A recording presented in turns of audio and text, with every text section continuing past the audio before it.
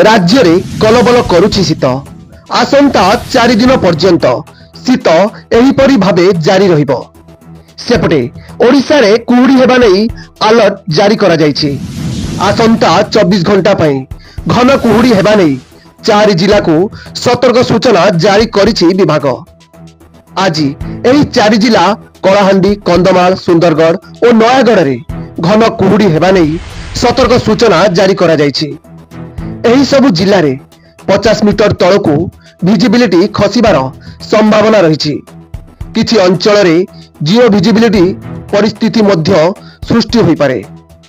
सेपटे ओडिशा रो दार्जिलिंग, जी उदयगिरी रे प्रबल ठंडा लोकन को कलबल करुछि।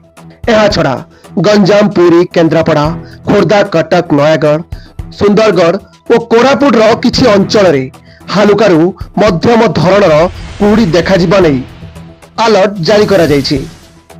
राज्यर आभ्यंतरीण ओडिशा, सुंदरगढ़, केन्दुझर, झारसुगुड़ा, अनुगुल, ढेंकानाल, संबलपुर, बरगड़, कलाहांडी, कंधमाल, कोरापुट और नवरंगपुर जिल्ला रे स्वाभाविक शीत अनुभूत हेउछि। गत 24 घंटा मध्य सर्वनिम्न तापमात्रा दारिंगबाड़ी और फुलबाणी रे 8 डिग्री रेकर्ड करा जायछि। Bureau report Dashabhuja TV. एमिति नुआ नुआ न्यूज अपडेट पई आम चैनल को सब्सक्राइब करंतु। हाँ, लाइक शेयर करिया पई जमा भी भूली बेरी। नमस्कार।